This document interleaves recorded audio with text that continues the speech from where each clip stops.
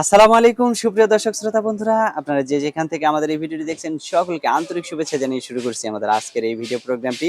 দেখতে পাচ্ছেন ক্যামেরার সামনে নিয়ে এসেছি একটা লাল টুকটুকে আপুকে, তার কথাগুলো আপনাদের সামনে তুলে ধরবো। চলুন শুনে আসা যাক এই আপুটির কথাগুলো।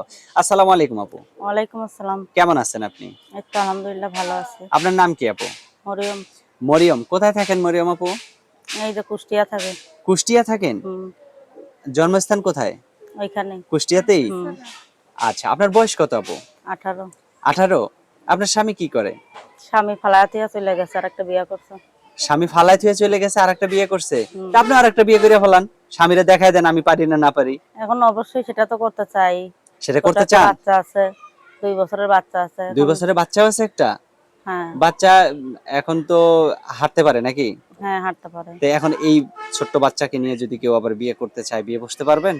হ্যাঁ, সে যদি জানি না শুনে বুঝা শুনে যদি আমার বাচ্চার দায়িত্ব নিতে পারে, তো এখন ইনশাআল্লাহ আমি। যে আপনাকে বিয়ে করবে সে যদি বয়স্ক হয় বা তার যদি একটা বউ থাকে তখন কি করবেন? আমারও তো একটা স্বামী ছিল, আমারও তো স্বামী ফেলে দিয়ে চলে গেছে। তার যদি বউ থাকে আমার কোনো সমস্যা কোনো নেই। সমস্যা নাই। না। যেমন ধরেন আপনার একটা বাচ্চা আছে, সেই লোকেরও বউ চলে গেছে, 2টা বা একটা বাচ্চা আছে, সেই বাচ্চাদেরকে আপনার নিজের মায়ের আদর ভালোবাসা দিয়ে বড় করতে পারবেন? অবশ্যই পারবো। সে যদি সত্যিই আমার পারবেন? বাচ্চারে বাপের বুঝতে না দেয়, তা আমিও তার মার অভ্যাস বুঝতে দেবো না। মানে আপনার বাচ্চাকে যদি বাবার অভাব বুঝতে না দেয়, হ্যাঁ, তাহলে আপনিও তার বাচ্চাকে মার মায়ের অভাব বুঝতে বুঝতে দিবেন দেবো না। না কখনো। আচ্ছা, অসংখ্য ধন্যবাদ আপু আপনাকে। আপনার কথাগুলো শুনে খুবই ভালো লাগলো, কারণ এখনকার মেয়েরা তো অন্যের বাচ্চার ভারটা নিতে চায় না। আপনি তো নিতে না, আমি চাইছেন। নেবো অবশ্যই। আচ্ছা, অসংখ্য ধন্যবাদ আপু আপনাকে।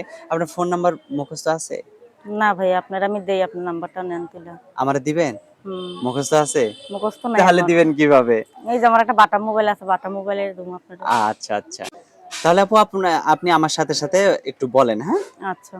016 016 24 24 29 29 35 35 31। 31। এটা কার নাম্বার? এটা আমার নাম্বার। নাকি আমার নাম্বার? না, এটা আমার নাম্বার। আপনারই নাম্বার? হুম। সত্যি আপনার নাম্বার? হ্যাঁ, আমার নাম্বার। ফোন দিলে আপনি ধরবেন তো? অবশ্যই। নাকি আপনার আগের স্বামী এসে আবার ফোন টোন না, আগের ধরবে? স্বামী তো তালাকই দেওয়া চলে গেছে। আর আসবে না? আর আসবে না কখনো। যদি বাচ্চা নিতে আসে? বাচ্চা নিতেও আসবে না, বাচ্চা আসবে আমার না। দেয়া গেছে একবারে। একবারে দিয়ে গেছে? হ্যাঁ।